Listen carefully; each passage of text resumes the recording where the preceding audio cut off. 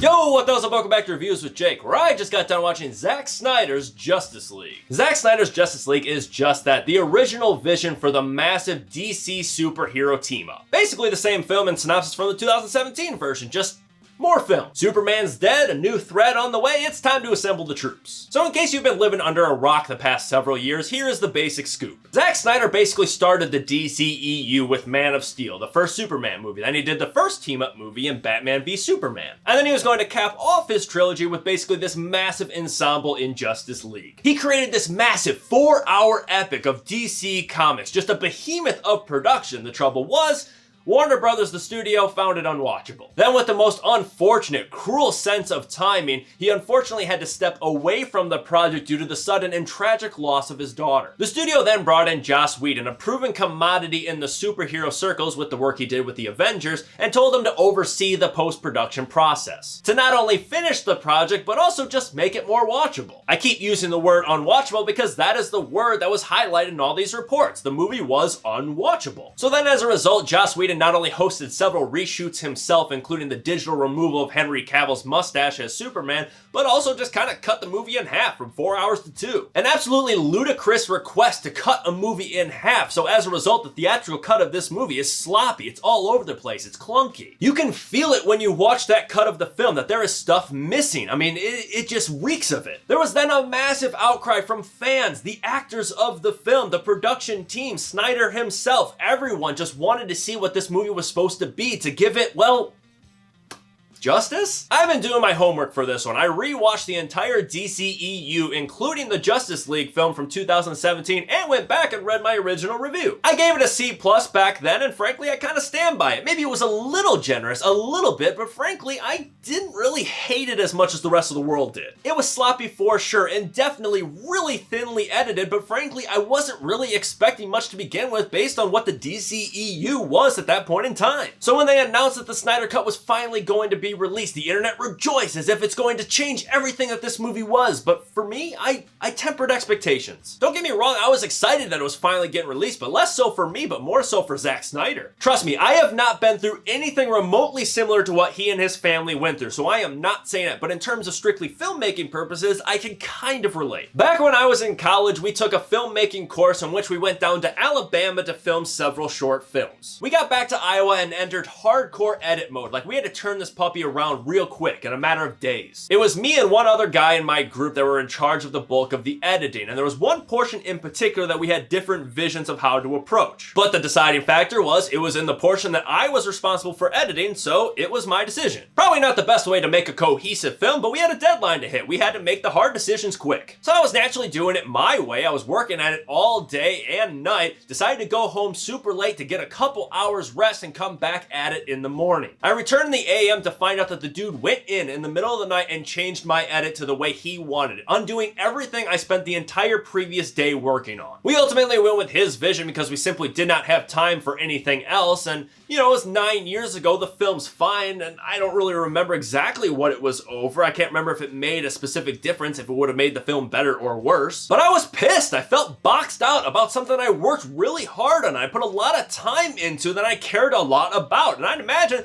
Zack Snyder feels that definitely, and then some. So I'm stoked that he actually gets the opportunity to put his vision out there, to squash the conversation once and for all. That being said, again, I tempered expectations, because at the end of the day, this film was the same film we saw in 2017. The bones and the structure was still there. Yes, the meat between the bones can definitely make a huge difference, but at the end of the day, I was ready for anything. One thing before I shut the up and finally start the review, I do want to note that I'm absolutely going to be comparing the two versions here. In fact, it is going to be a heavy focus of this review. I know a lot of people get butthurt over stuff like that, like you can't compare the original to the remake, you can't compare the original to the sequel. In a lot of cases, I agree, but this is a rare case that the comparison is everything. In fact, if it wasn't for someone comparing the film, this would just be Justice League. It would not be Zack Snyder's Justice League. Someone compared his film to what it should be and determined it was way too damn long. They bring in Joss Whedon, have him finish the film, make an alternate version, put it up next to Zack Snyder's version, at least in that present state, compared the two, and determined this is the one that people are gonna see. Everyone saw Joss Whedon's version, then compared it to the rumors and murmurs about what Zack Snyder's vision was, compared the two, and decided to reject this one and demand for this one. Film is art. It's apples to oranges when you generally compare them, and they should not be compared. But in this rare case, it is absolutely apples to apples. Comparison is a necessity. If they ever release the version of the 2011 The Thing in which they use practical effects versus the CGI that they ended up going with, because allegedly this version does exist,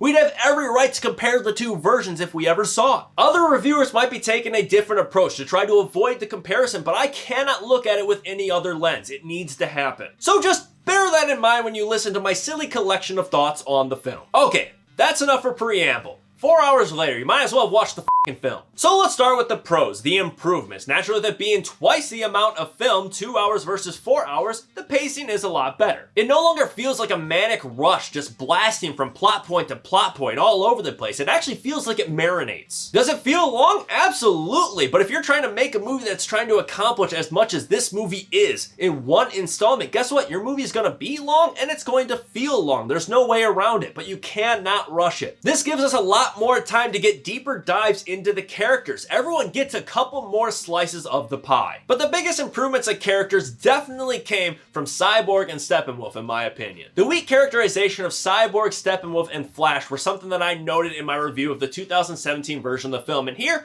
it fixes that, at least for 2 of the 3. For Cyborg, it is a night and day difference. You get a look at his previous life, his father, his mother, the accident, him learning his powers, everything. It is heavily documented that Ray Fisher, the actor of Cyborg, does not like Joss Whedon for personal reasons. But even if you ignore all the personal stuff, I would hate him just for the sake of what he did to my work for this character. It feels like almost a full solo film's worth of backing re-added to this film, and it gave it some more energy, some heart, some soul. I also thought Steppenwolf's character was also improved, mostly from the inclusion of Darkseid just being there. You understand a little bit more about his goals, his conquests, his need to impress Darkseid, the insinuation of why he needs to impress him. I would have loved if they dove a little bit deeper into that, the previous relationship between Darkseid and Steppenwolf.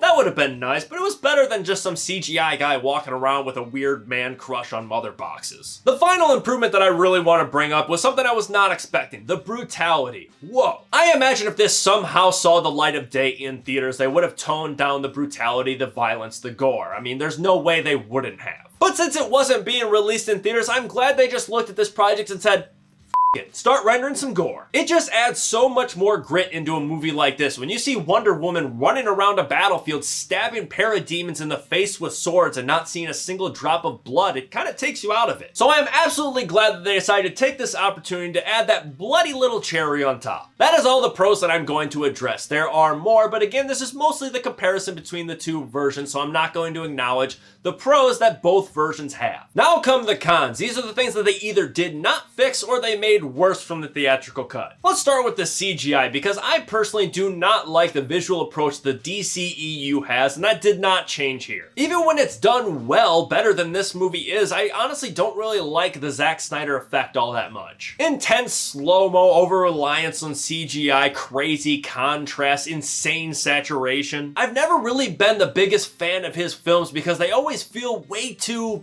I don't know, stylized. That's in best case 100% polished scenario. This movie was not always that. The trouble is, if 90% of your frame is computer generated, artificial, and it does not look perfect, it is hard to ignore it. But hey, different strokes for different folks, I guess. On a similar note, I really didn't like Steppenwolf's new armor. I love what they did with his face. It definitely looked a lot better in this film, but I just was not digging his armor. A lot of people have been praising it, and don't get me wrong, I do think it's really cool, but I also think this metallic, spiky look has been way overused in superhero films. The Destroyer in Thor, Incubus in Suicide Squad, hell, Colossus for Christ's sake. I would have loved to have seen a more original design for his battlefield garb. Hell, the theatrical cut, while it did not look as good and wasn't as polished, I felt like it was at least a little bit more original. That's all the technical notes that I'm going to address, because again, it is in essence the same film. Very impressive visually and technically when all things are said and done, but really when you boil it all down, it looks the same, sounds the same, besides some costume swaps, some soundtrack changes, maybe a few extra shots in a particular action scene. Now on to the narrative notes, which of course need to be addressed. For starters, I thought they made some questionable decisions in terms of the ordering of certain sequences. Most circulate around the fact that we as viewers should,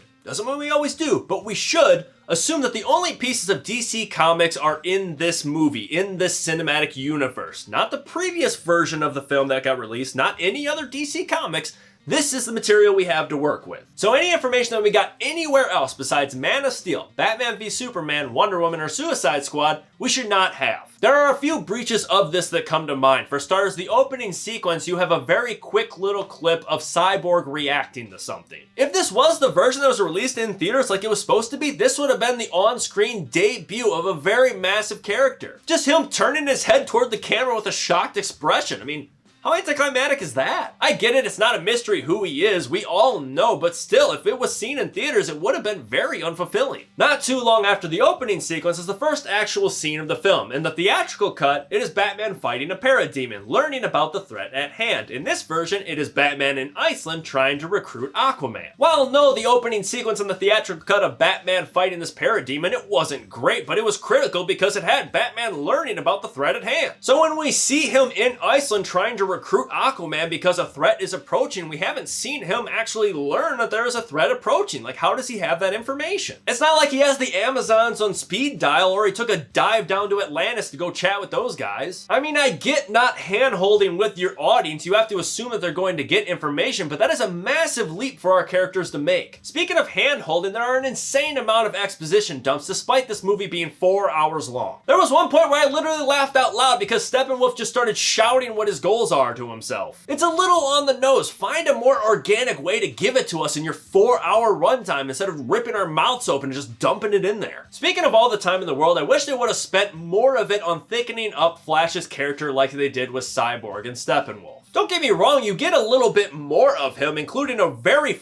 weird introductory scene with him and a hot dog, and you get a little bit more of him with his dad, not much, but a little bit, and he actually does a little bit more to the plot, like he's not just a joke, he actually has significance. But none of that do I feel added any actual depth to his character. Like, it doesn't really make us care anymore about him. Switching gears from individual character development to the team chemistry, I thought, honestly, that Joss Whedon's version had better team chemistry between the Justice League than this one did. This version, while you do learn more about the individual characters, they took out a lot of things of them interacting with each other, so it felt kind of disconnected, like they didn't really feel like a true team. There were also several scenes throughout the film where they did the same general thing as the theatrical cut, but went about it in a different way, sometimes hurting the emotional impact rather than improving it. There are several examples that come to mind that I don't want to dive into because it's spoilers, but is it really spoilers? The movie's like 5 years old. I don't know, this is a weird one. But there were just certain character beats that I felt like, honestly, they were handled better the way that they were before. Don't get me wrong, Joss Whedon did some very, very questionable things with this film in terms of its narrative. We're just gonna ignore all the personal stuff. Who knows about that? I definitely don't. But Joss Whedon is a talented director. He is no slouch, and he brought some ideas to the film that definitely made it better. This leads me right to the fact that you can definitely tell and see the fat that was removed in that version and re-added in this one. Watching both of them within a week, there were countless times where I watched a scene and been like, oh,